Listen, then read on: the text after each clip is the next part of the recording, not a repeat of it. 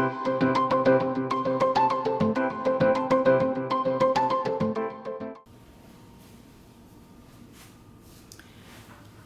everyone, welcome to my channel, The Orchid Hut. My name is Dana and today's featured video is a Bulbophyllum.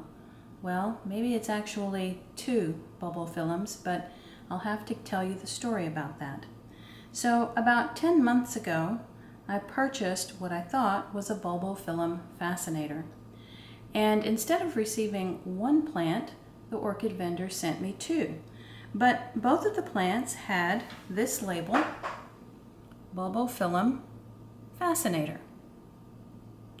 And so I had this nice wooden slat basket, and I thought, well, I'll just put both of the plants in the same basket. And in the very bottom, I put a layer of sphagnum moss to help maintain the humidity, because these orchids do grow in a tropical warm environment. They like a lot of airflow, but they like the humidity. And then there are some small bark chips and sphagnum moss mixed in. They are shallow rooted orchids, so they would probably do well mounted, and then they also do well in slatted baskets where their shallow roots can get into the small bark chips but still receive airflow from the sides while maintaining the humidity.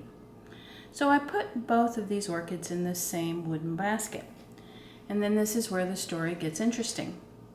The plant on this side of the basket bloomed first. And you can see it has another bloom spike starting right here as well. And when this plant first bloomed, I was so excited, and I posted a picture of the bloom on the American Orchid Society, and I was immediately corrected that it was not a fascinator, but it was a different type of Bulbophyllum called a Romyi. And I did a little bit of research on that, and apparently the Romyi was separated out as a separate species around 2015. They decided that it was a different orchid than the Fascinator. Well, that was okay with me. I liked the bloom. I didn't really care which Bulbophyllum I had. I was still just as excited. The bloom was very attractive. And now, since that time, this plant on this side bloomed one more time, but now the plant on this side of the wooden basket is blooming for the first time. And I'm noticing that the bloom looks a bit different. So I'm going to post an insert picture in the video to show you what the bloom from this plant looked like several months ago, and you can compare it to the bloom that you see now, and let me know in the comments if you think the bloom looks different. I don't know. Do I have one plant? Do I have two? I'm not quite certain. It's okay. I still like the plant even if I'm not certain of its name. So this bloom spike has been open for maybe about 2 or 3 days, and I'm anxiously awaiting the bloom spike on the other side because I'm curious if it's going to look like the first bloom spike I had or if it's going to look like this one.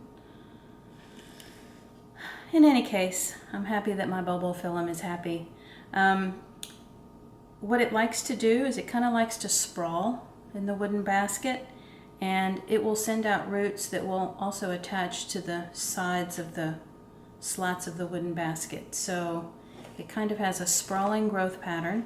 I have been having it hang in the shade mostly. However, now that the tilt of the sun is shifting into fall, I am going to need to be careful. The sun now is kind of coming underneath the canopy, and I'm afraid I might be getting just the tiniest bit of heat damage right here because the angle of the sun is shifting, and this plant is more in the sun now than it was in the summer when the sun was straight overhead. So that's my featured orchid today, the Bulbophyllum. Is it a Fascinator?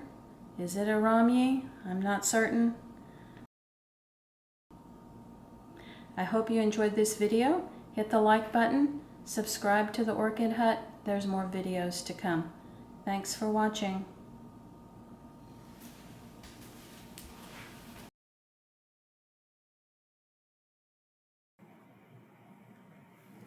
Bulbophyllums are not known for having the best scent.